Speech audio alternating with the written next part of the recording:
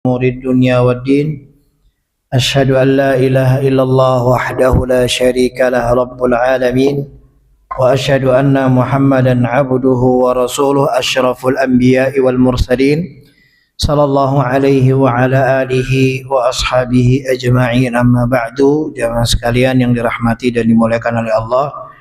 Alhamdulillah, segala puji bagi Allah Rabb semesta alam yang telah memberikan kepada kita limpahan nikmat dan rahmatnya serta taufik dan hidayahnya hingga pada malam hari ini kita dapat berkumpul di tempat yang Allah Subhanahu wa taala cintai. Dan setelah kita melaksanakan perintah Allah Subhanahu wa taala yaitu salat maghrib secara berjamaah, kita berharap semoga Allah Subhanahu wa taala menerima amal ibadah ini dan di baliknya Allah Subhanahu wa taala berikan pahala yang banyak dan berlipat ganda. Terlebih kita telah masuk di bulan Rajab, yaitu bulan haram yang Allah Subhanahu wa taala muliakan bulan ini dari bulan-bulan lainnya bagi siapa saja yang melaksanakan atau mendekatkan diri kepada Allah Subhanahu wa taala di bulan Rajab ini, apakah dengan sedekah, apakah dengan membaca Al-Qur'an, apakah dengan berzikir kepada Allah, istighfar, ataupun ibadah-ibadah sunnah lainnya, serta ibadah-ibadah yang jelas Allah Subhanahu wa taala wajibkan bagi kita karena di dalamnya terdapat pahala yang begitu besar, ampunan Allah Subhanahu wa taala. Begitu pula sebaliknya, tatkala seseorang meninggalkan perintah Allah Subhanahu wa taala di bulan ini serta melaksanakan atau melakukan berbagai macam kedurhakaan, kemaksiatan kepada Allah Subhanahu wa taala, maka dosa yang dia akan dapatkan juga berlipat ganda. Sehingga seorang muslim sejatinya memperhatikan waktu-waktu ini dengan baik agar dia bisa memanfaatkan waktu ini dengan sebaik-baiknya. Jamaah sekalian yang dirahmati dan dimuliakan oleh Allah Subhanahu wa taala, pada pertemuan yang lalu kita telah membahas pada bab 189, yaitu bab hijratil muslim, bab memboikot seorang muslim. Pada hadis yang dibawakan oleh sahabat Anas bin Malik bahwasanya Nabi SAW bersabda, la tabaghadu wa la tahasadu wa la tadabaru wa kunu ibadallahi ikhwana wa la yahillu li muslimin an yahjura akhahu fawqa thalathi layalin. Kata Nabi SAW, janganlah kalian saling membenci, janganlah kalian saling tidak menyukai kenikmatan yang didapatkan oleh saudara kalian, janganlah kalian saling membelakangi, dan jadilah kalian hamba Allah yang bersaudara. Dan tidaklah halal, tidak diperbolehkan, dilarang, diharamkan mendapat dosa bagi seorang muslim yang memboikot, tidak menegur saudaranya lebih daripada 3 hari. Hadis ini dapat kita ambil faedah yang pertama bahwasanya janganlah seseorang berupaya untuk mendatangkan kebencian kepada saudaranya yang lain ataupun sebab-sebab yang menyebabkan kemarahan, kemurkaan, kebencian antara satu dengan yang lainnya. Dan dari hadis ini kita pun dapat mengambil faedah bahwasanya apa saja yang melanggar syariat, apa saja yang menyelisihi syariat Allah, apa saja yang menyelisihi syariat Nabi Muhammad SAW, dampaknya adalah mendatangkan permusuhan antara satu dengan yang lainnya, sehingga harus dihindari. Bahkan para ulama mengatakan bahwasanya al-bid'atu, perkara bid'ah adalah perkara yang dapat mendatangkan permusuhan antara kedua orang muslim. Oleh karena itu Allah berfirman, wa'tasimu bihablillahi jami'an wa la tafarraqu. Berpeganglah dengan tali Allah, dengan syariat Allah, dengan hukum Allah, dan janganlah kalian berpecah belah. Kemudian kemarin juga kita telah sebutkan pada pekan yang lalu tentang orang-orang yang termasuk daripada hasad, ya, yaitu orang yang berupaya untuk menghilangkan nikmat yang dia hasati atau orang yang mendapatkan nikmat, ya, yang pertama adalah jenisnya dia berupaya untuk menghilangkan nikmat dari orang yang dia hasati dan dia berharap nikmat tersebut pindah kepadanya. Kemudian yang kedua adalah orang yang berupaya untuk menghilangkan nikmat dari orang yang dia hasati atau dia orang yang tidak sukai mendapatkan nikmat walaupun nikmat tersebut tidak berpindah kepadanya. Dan semua hasad, ya, itu adalah dosa daripada dosa yang pertama kali dilakukan oleh iblis laknatullah alaih. Begitu juga termasuk daripada ciri-ciri orang al-Yahudi wan Nasara, ya, mereka adalah orang-orang yang hasad, ya, hasad kepada orang-orang beriman karena orang-orang beriman mendapatkan nikmat iman, dan nikmat yang paling besar yang didapatkan oleh seorang manusia adalah nikmat iman. Allah Subhanahu wa taala berfirman menyebutkan tentang sifat mereka di dalam surat Al-Baqarah ayat 109, wadda katsirun min ahlil kitab. Orang-orang ahli kitab sungguh sangat berbahagia. Lau yaruddunakum min ba'di imanikum, tatkala kalian kembali kepada kekafiran, kembali kepada kekufuran. Kufaran hasadan min ba'di min indi anfusihim min ba'di ma tabayyana lahumul haq. Karena mereka hasad, ya, kufur dengan apa yang telah datang kepada kalian dari kebenaran. Am yahsuduna nasa ala ma atahumullahu min fadli. Dalam surat An-Nisa ayat 54 Allah berfirman, ya, adapun mereka hasad kepada orang-orang beriman dengan apa yang Allah Subhanahu wa taala berikan dari keutamaan. Kemudian kita telah pula sebutkan apa yang nampak dari seorang yang hasad, yaitu ada 5, bahwasanya dia benci dengan semua nikmat yang didapatkan oleh orang lain, dan dia tidak suka dengan pembagian apa yang Allah telah bagikan kepada hamba-hambanya, dan dia menganggap dia berlawanan dengan perbuatan Allah, melawan perbuatan Allah, serta dia adalah orang-orang yang merendahkan wali-wali Allah, orang-orang yang beriman kepada Allah Subhanahu wa taala dengan nikmat yang didapatkan oleh mereka. Dan sejatinya mereka adalah orang-orang yang membantu atau menolong musuh-musuh mereka, yaitu iblis. Sebagaimana pada hadis yang keempat pada bab ini telah kita sebutkan, bagi orang yang ketika bermusuhan, ya, dan sudah sampai waktunya 3 hari dan dia ingin berdamai, kemudian dia mengucapkan salam, maka yang satunya tidak menjawab salamnya, maka yang memberi salam akan dijawab salamnya oleh para malaikat. Sedangkan yang tidak menjawab salam atau yang tidak mau berdamai dari pertikaian yang terjadi, maka orang tersebut sejatinya adalah sahabatnya syaitan, walinya syaitan, dan syaitan pun atau iblis akan menyambutnya dengan kabar bahagia baginya, bahwasanya dia termasuk daripada golongan-golongan, ya, pembantu-pembantu atau penolong-penolong syaitan. Kemudian kita juga telah sebutkan apa yang akan menjadi dampak bagi orang yang hasad tersebut bagi dirinya adalah perkara-perkara yang tercela. Yang pertama adalah ketaatannya akan menurun, ya. Ketaatannya akan menurun, kemudian dengan hasad tersebut akan menjadikan seseorang melakukan berbagai macam kemaksiatan dan keburukan. Ya, kemudian yang ketiga adalah dia akan menjadi orang yang bersusah payah tanpa mendapatkan faedah apapun. Yang keempat, hatinya akan buta dan dia tidak akan pernah mendapatkan apa yang dia inginkan, yaitu kemenangan. Tatkala dia menginginkan bahwasanya nikmat itu hilang atau nikmat itu berpindah kepadanya, dan itu tidak mungkin terjadi. Sebagaimana Allah Subhanahu wa taala berfirman, walillahil izzatu wali rasulihi walil mu'minin. Sesungguhnya keagungan itu, kemuliaan itu milik Allah, milik Rasulnya, dan milik orang-orang yang beriman. Wa kana haqqan alaina nasrul mu'minin, kata Allah, dan kami wajib menolong orang-orang yang beriman. Oleh karena itu, orang-orang yang dihasati atau orang-orang yang dibenci, fala darara alaihi, tidak akan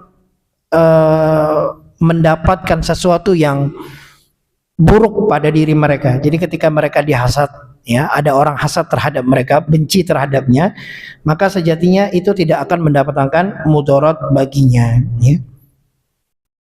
Li'anna ni'mata la tazulu bihasadihi, karena nikmat itu tidak akan hilang dengan hasadnya seseorang, ya.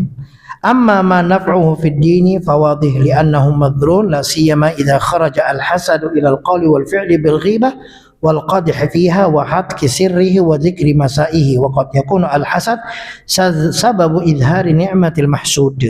Jadi kata penulis mengatakan, adapun apa yang tadi kita sebutkan bahwasanya orang yang dia hasad itu tidak akan mendapatkan mudarat apapun dari orang yang dia hasad, ya, dari orang yang hasad kepadanya. Dia nggak akan mendapatkan keburukan apapun. Sedangkan manfaat yang dia dapatkan di dunia, ya, maka sudah jelas. Kenapa orang yang dihasati itu adalah orang yang terzolimi. Apa manfaat orang yang terzolimi? Orang terzolimi itu doanya makbul. Apalagi kalau orang yang hasad itu melakukan berbagai macam keburukan dari al-qaul seperti ghibah, kira-kira dapat pahala atau tidak? Dapat pahala. Yang dihasati, yang diribahi dapat pahala. Jadi secara tidak langsung orang yang hasad kepada orang lain, sesungguhnya orang yang dihasati mendapatkan nikmat. Apa nikmatnya? Dapat pahala, ya, dari kesabarannya tatkala dia digibahi atau direndahkan atau disebutkan berbagai macam keburukannya di tengah masyarakat atau kepada orang lain. Makanya seorang ulama, saya lupa nama beliau mengatakan, seandainya kalau hasad ini bukan sebuah dosa, sungguh aku akan mengatakan kepada seluruh manusia, wahai seluruh manusia, gibahi saya. Kenapa? Karena di baliknya terdapat nikmat, yaitu pahala yang besar di sisi Allah Subhanahu wa taala. Kemudian jamaah sekalian yang dirahmati dan dimuliakan oleh Allah Subhanahu wa taala, pada hadis ini pula kita dapat mengambil faedah tatkala Nabi sallallahu alaihi wasallam bersabda, "Wa kunu ibadallah." Ya, jadilah kalian, sebuah perintah agar kita menjadi hamba Allah. Seakan-akan Nabi sallallahu alaihi wasallam memberikan definisi kalau namanya ibadallah, kalau namanya hamba Allah adalah orang-orang yang ikhwana, yaitu bersaudara, berkasih sayang, berlemah lembut, tidak bermusuhan. Itulah sejatinya orang yang menjadi hamba Allah.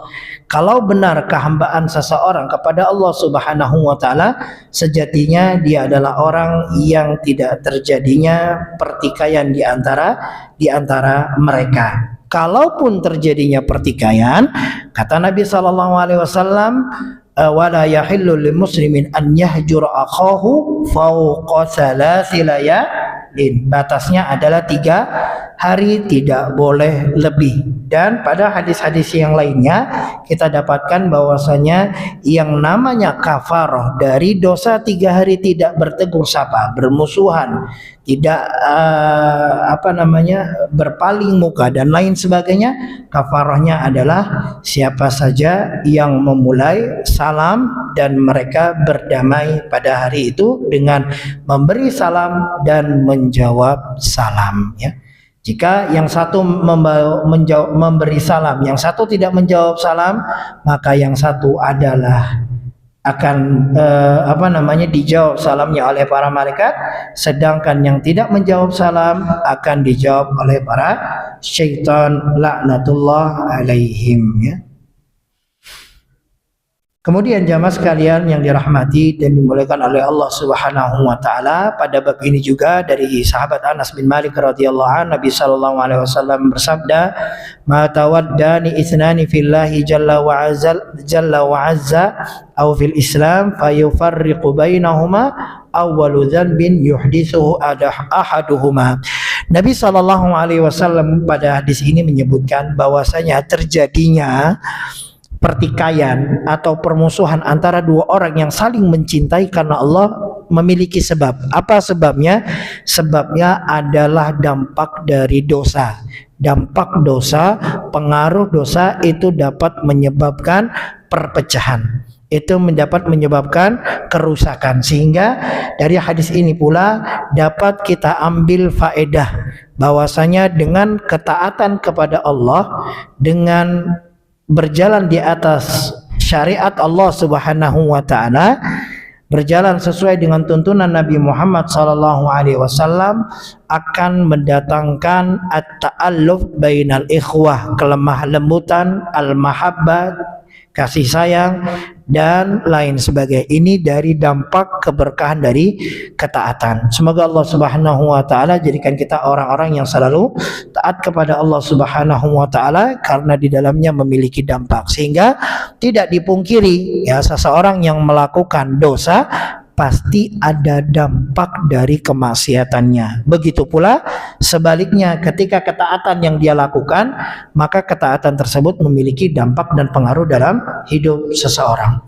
Kemudian Nabi Shallallahu Alaihi Wasallam ya, dari hadis yang terakhir pada bab ini, yaitu hadis yang diriwayatkan oleh Aisyah radhiyallahu anha, Ummul Mukminin Ummi Abdillah. Beliau berkata, qala Rasulullah sallallahu alaihi wasallam, inni la a'rifu ghadabaki wa ridhaki. Kata Nabi sallallahu alaihi wasallam, sesungguhnya aku benar-benar mengetahui saat dirimu marah wahai Aisyah dan saat dirimu senang, ya. Aku mengetahui kapan kamu marah dan kapan kamu sedang bahagia atau sedang senang. Maksudnya ini sikapnya kepada Nabi sallallahu alaihi wasallam. Qalat qultu, maka aku berkata, wa kaifa ta'rifu dzalika ya Rasulullah? Bagaimana engkau mengetahui hal tersebut wahai Rasulullah? Nabi sallallahu alaihi wasallam bersabda, innaki idza kunti radiyatan qulti bala wa rabbi Muhammad. Kata Nabi sallallahu alaihi wasallam, apabila engkau dalam keadaan bahagia, senang, maka engkau akan mengatakan demi Muhammad, demi Tuhannya Muhammad, wa rabbi Muhammad. Ya. Wa idza kunti sakhitatan, kalau engkau sedang dalam keadaan murka, marah, ya, kepadaku, qulti la wa rabbi Ibrahim, tidak, demi Tuhannya Ibrahim, ya. Qalat qultu ajal lastu uhajira illa ismak.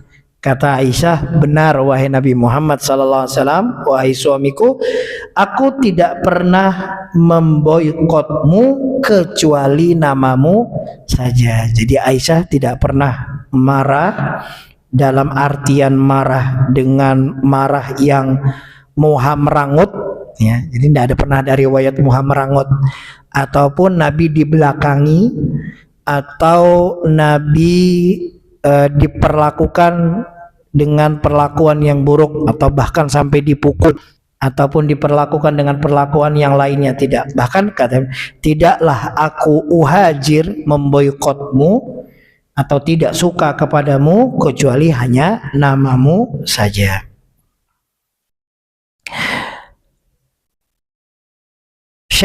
Al-Imam Ibnu Hajar Al-Asqalani beliau mengatakan, qala al-Muhlib gharada al-Bukhari fi hadzal bab an yubayyana sifat al-hajranil jaiz. Jadi di sini Al-Imam Al-Bukhari setelah menjelaskan atau memasukkan beberapa dalil-dalil hadis-hadis asar tentang bagaimana Nabi Shallallahu alaihi wasallam menjelaskan tentang hubungan dua orang yang bermusuhan, itu boleh bermusuhan tapi batasnya hanya 3 hari, dan Nabi juga telah menjelaskan kepada kita bagaimana jalan keluarnya, bagaimana kafarahnya. Kemudian Al-Imam Al-Bukhari menutup bab ini dengan hadis ini. Maksudnya adalah bahwasanya beliau ingin menjelaskan kepada kita tentang kaifiyah, model, cara, teknis boikot yang diperbolehkan, gitu maksud beliau. Bisa dipahami ya. Jadi kalau boikot itu jangan sampai hal-hal yang melampaui batas, cukup dalam hal demikian. Ya, jadi seakan-akan demikian. Jais boleh, itu modelnya seperti ini. Wa annahu yatanawwa biqadril jazmi, faman kana min ahli al-isyan yastahiqul hujrani bitarkil mukalamah. Kalau dia adalah seorang ahli maksiat yang memang kemaksiatannya harus seseorang ini memberikan boikot agar kapok. Kapok dalam artian dia tidak lagi melakukan kemaksiatannya, atau dengan boikot tersebut dapat memberikan pengaruh kepada kaum muslimin yang lain agar jangan melakukan hal yang serupa. Dan agar menjelaskan bahwasanya perbuatan yang dilakukan oleh seorang pelaku maksiat adalah perbuatan yang salah. Dan banyak lagi tujuan-tujuan dari boikot. Kalau memang dia ahli maksiat, maka bitarkil mukamalah, dengan cara meninggalkan berbicara dengannya, ya. Sebagaimana kisah Ka'ab dan sahabat-sahabat yang tidak ikut perang Tabuk. Iya apa tidak? Tidak diajak bicara? Tidak diajak bicara, diboikotnya. Jadi modelnya demikian. Akan tetapi Aisyah radhiyallahu an, apakah beliau tidak mengajak Nabi sallallahu alaihi wasallam bicara? Tidak. Nabi sallallahu alaihi wasallam hanya diganti namanya saja. Wa Rabbi Ibrahim, demi Tuhannya Nabi Ibrahim, ya. Wa ma kana minal mughadhaba baina ahli wal ikhwani fayajuju al hajr fihi bitarki tasmiyati masalan. Jadi ini contoh, ya, contohnya adalah dengan bitarki tasmiyah, ya. Jadi bitarki tasmiyati masalan, meninggalkan menyebut namanya, ya. Jadi kalau misalkan lagi bermusuhan, nah itu yang peci hijau, mau pada tahu namanya, tapi karena sedang bermusuhan jadi peci hijau.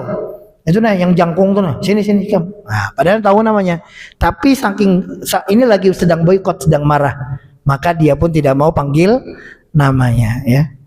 Bahkan pas ketika dia mendekat, siapa ngeri nih kamu? Nah, saking tidak mau menyebutkan nama. Ini hajar yang diperbolehkan.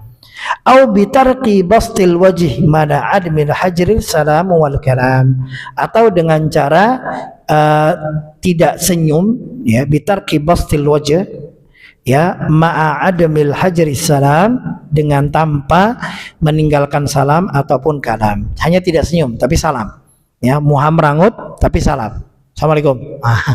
Dia tetap salam tapi tidak mukanya tidak senyum.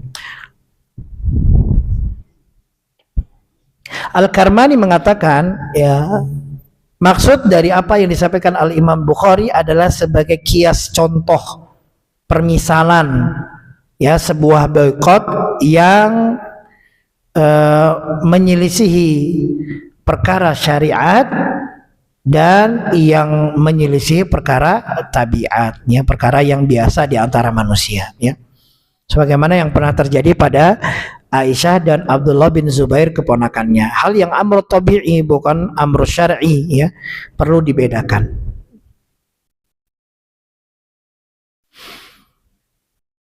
Berkata Ibnu Hajar Al-Asqalani, wa yu'khadhu minhu istiqra'ir rajuli halil mar'ah min fi'liha wa qawliha, ya. Dan dari sini kata Ibnu Hajar Al-Asqalani, seorang suami, ya, sejatinya adalah orang yang memperhatikan istiqra'ir rajul halal mar'ah. Nah, jadi tahu keadaan istrinya, ya, tahu keadaan istrinya, sekarang istrinya ini sedang marah atau sedang tidak marah, ya. Bukan sikap acuh tidak acuh, tapi sikapnya memperhatikan, ya, punya perhatian sebagaimana Nabi sallallahu alaihi wasallam, ya, di tengah kesibukan beliau sebagai seorang nabi dalam dakwahnya dan sebagai pemimpin negara, tidak menjadikan beliau orang yang acuh dan tidak peduli dengan keadaan orang rumah atau istrinya sendiri. Sehingga ini menjadikan contoh bagi kita bagaimana perhatian Nabi SAW kepada Aisyah. Beliau tahu kapan Aisyah itu marah, kapan Aisyah itu sedang senang. Kemudian pada hadis ini pula disebutkan bahwasanya tatkala Aisyah bertanya kepada Nabi sallallahu alaihi wasallam, "Wa kaifa ta'rifu dzalika ya Rasulullah?" Bagaimana engkau mengetahui hal tersebut? Jadi seakan-akan, ya, Aisyah ini menanyakan tentang keontentikan berita yang dibawa oleh Nabi. Aku tahu kok kamu itu marah. Aku tahu kapan kamu itu sedang bahagia.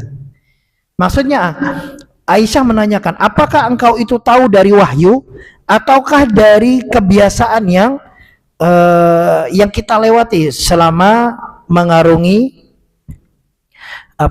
pernikahan ini? Maka Nabi sallallahu alaihi wasallam katakan bahwasanya bukan wahyu, ya, bukan wahyu, tapi Nabi sallallahu alaihi wasallam memperhatikan. Nah, ini menunjuk perhatian Nabi sallallahu alaihi wasallam kepada istrinya.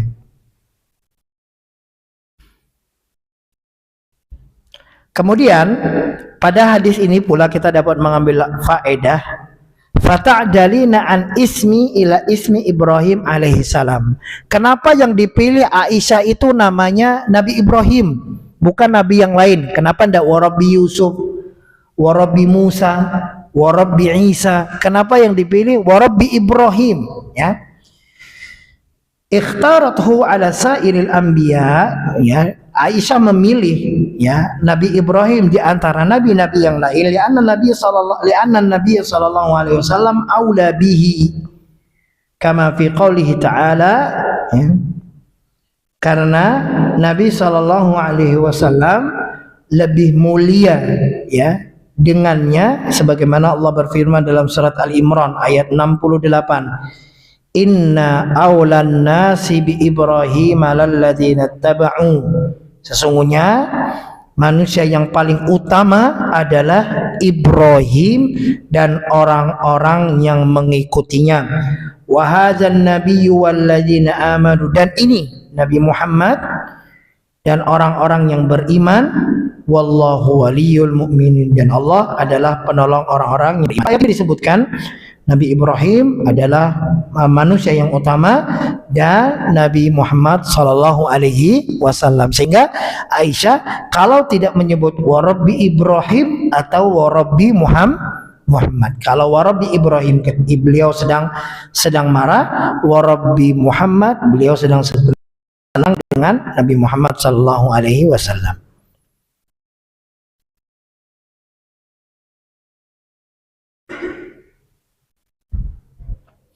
Berkata Al-Imam An-Nawawi, berkata Al-Qadhi bin Iyad, mughadibatu Aisyah talan lin Nabi sallallahu alaihi wasallam hiya mimma sabaqa min al-ghirati allati ufiya anha lin nisa fi katsirin min al-ahkam. Kata Al-Qadhi bin Iyad yang dikutip oleh Al-Imam An-Nawawi, marahnya Aisyah dengan Nabi sallallahu alaihi wasallam adalah bentuk dari kecemburuan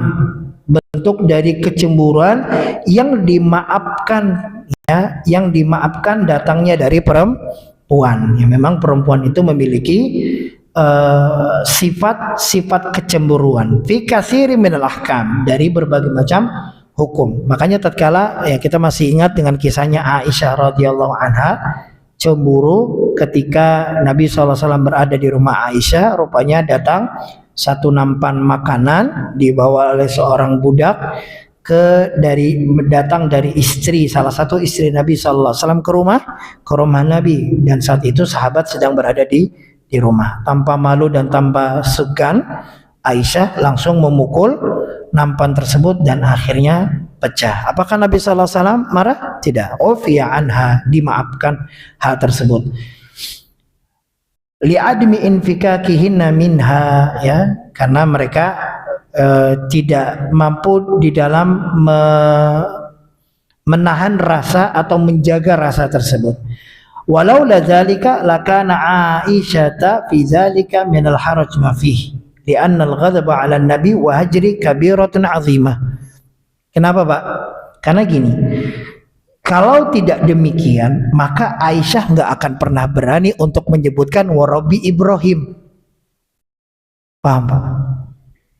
Kenapa nggak berani menyebutkan warabbi Ibrahim? Karena kalau Aisyah menyebutkan warabbi Ibrahim berarti dia marah atau senang sama Nabi? Marah atau senang, jemaah? Sedang marah. Marah kepada Nabi boleh atau tidak? Boleh atau tidak? Boleh, Ustaz, kalau istrinya. Tidak boleh, Pak. Marah kepada Nabi itu nggak boleh, itu dosa besar. Bisa dipahami jemaah sekalian? Nah itu makanya Nabi SAW tahu bahwasanya Aisyah ini sedang cemburu, ya. Tapi dia tidak berani melakukan lebih daripada menyebut warabbi Ibrahim. Nah itu dia. Saya dipahami jemaah sekalian. Ya, sampai sedemikian ya kefakihan Aisyah radhiyallahu anha. Makanya kata Al-Qadhi bin Iyad, "Li'annal ghadaba 'alan nabi wa hajruhu kabiratun 'azimah." Karena marah kepada Nabi, menghajarnya, Nabi diboikot. Gimana Nabi diboikot? Itu adalah dosa besar. Makanya kata Aisyah, la uhjira illa ismak alau illa ismak. Aku tidak memboikot kecuali namamu saja. Tidak mungkin saya itu memboikot sampai tidak bicara, sampai tidak senyum kepadamu, sampai ya tidak memberikan salam atau tidak ya melakukan hal-hal demikian.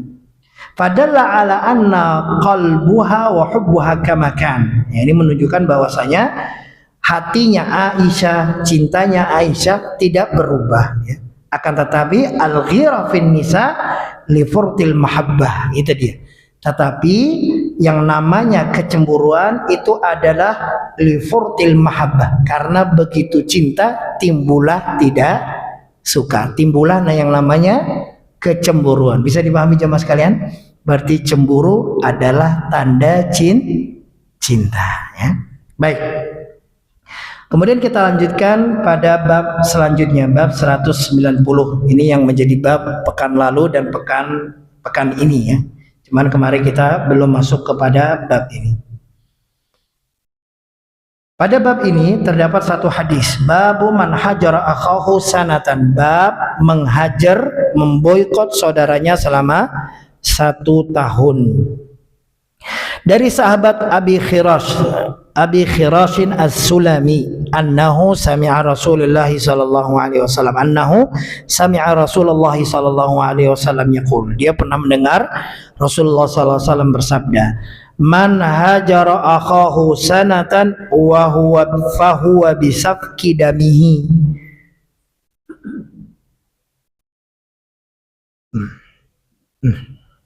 Kata Nabi SAW, barang siapa memboikot saudaranya selama 1 tahun, maka sejatinya dia telah menumpahkan darahnya. Dia sama saja telah membunuhnya. Di dalam riwayat yang lain dari Imran ibnu Abi Anas, anna rajulan min ashabin Nabi sallallahu alaihi wasallam haddatsahu 'anin Nabi sallallahu alaihi wasallam fadzakarahu nahwahu. Dalam riwayat yang lain dari Imran ibnu Abi Anas, bahwasanya seseorang ya dari Bani Aslam, salah seorang dari sahabat Nabi sallallahu alaihi wasallam menyampaikan kepadanya dari Nabi sallallahu alaihi wasallam hadis yang semisal.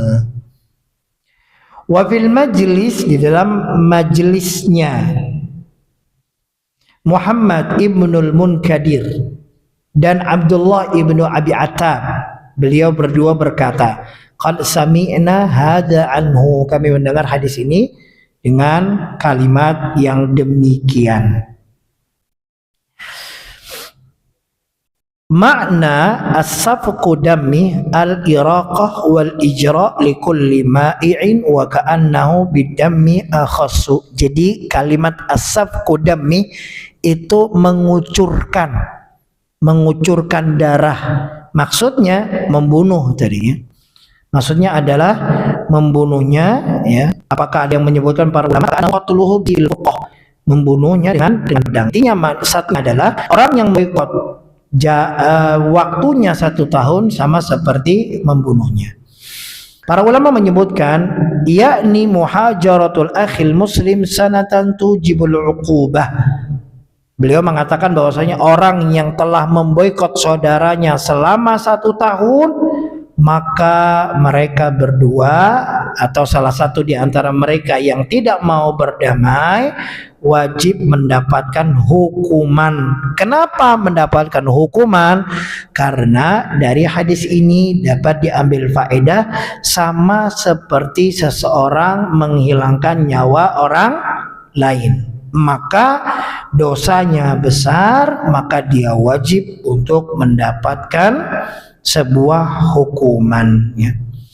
Dan pada hadis ini pula kita dapat mengambil faedah bahwasanya al-hujran, ya, memboikot dengan waktu yang 1 tahun disebutkan adalah perkara yang sangat dilarang, ya.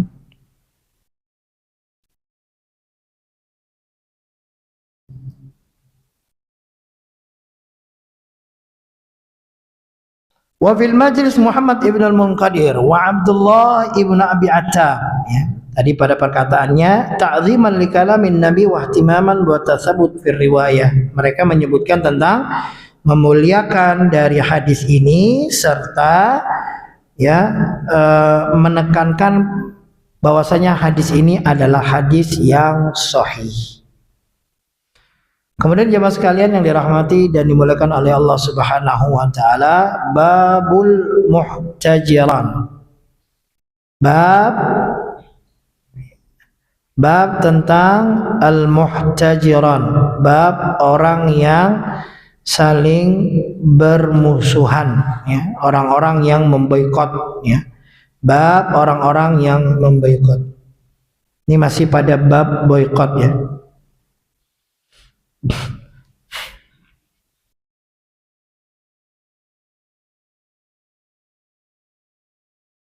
Nabi Shallallahu Alaihi Wasallam bersabda dari sahabat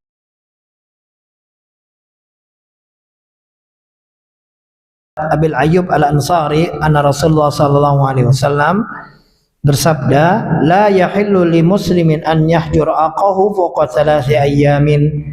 Tidak halal bagi seorang muslim untuk memboikot saudaranya lebih daripada tiga hari. Yaltaqiyani fayu'ridu hadza wa yu'ridu hadza.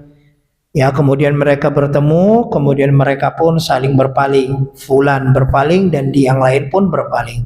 Wa khairuhuma alladhi yabda'u bisalam, dan yang paling baik di antara mereka berdua adalah yang pertama kali menyampaikan salam atau mengucapkan salam. Dan ini sudah kita bahas pada bab hijratil muslim. Kemudian beliau Al-Imam Al-Bukhari membawakan bab ini dengan menyebut babul muhtajirain, bab orang-orang yang memboikot.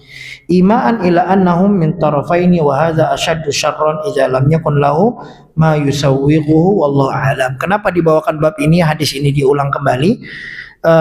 Beliau ingin menyampaikan bahwasanya terkadang permusuhan itu datang dari salah seorang sehingga dia tidak negur. Nah, bagaimana kalau permusuhan ini memang datang dari dua belah pihak, sama-sama bermusuhan? Bisa dipahami? Kemarin kita sebutkan pada bab sebelumnya tentang orang yang bermusuh, kemudian orang yang bermusuhan itu mau damai, ataupun yang salah satunya ingin berdamai, yang satunya tidak, pada bab sebelumnya. Dan pada bab ini dibawakan bab ke-991, Al-Imam Al-Bukhari menjelaskan bahwasanya buruknya hal tersebut jika datang dari kedua belah pihak, dan dari kedua belah pihak tidak ada satupun yang mau berdamai. Nah, ini bahaya, ini buruk. Di sini Nabi SAW menyebutkan sebaik-baik di antara mereka yang bermusuhan adalah yang pertama kali punya keinginan berdamai dan dia yang pertama kali mengucapkan salam, ya. Baik, sudah masuk waktu Isya belum? Masih lama kan? Berapa menit? 8 menit. Nah, 7-8 menit. Baik, saya rasa cukup untuk pertemuan kali ini. Semoga Allah Subhanahu wa taala memberikan kita faedah, memberikan kita taufik dan hidayahnya untuk dapat terus menimba ilmu, karena perkara ilmu adalah perkara yang sangat penting dan perintah Allah Subhanahu wa taala agar kita menimba ilmu. Semoga dengan apa yang kita lakukan pada malam ini kita mendapatkan pahala yang berlipat ganda karena kita lakukan di bulan Rajab. Amin ya rabbal alamin. Ini saja yang dapat saya sampaikan, yang benar datang dari Allah, kekeliruan itu datang dari saya sendiri yang kurangnya ilmu saya. Saya mohon maaf jika ada kata-kata yang kurang berkenan. Kita akhiri dengan doa kifaratul majlis. Subhanakallahumma bihamdika asyhadu an la ilaha illa anta astaghfiruka wa atubu ilaik. Assalamualaikum warahmatullahi wabarakatuh.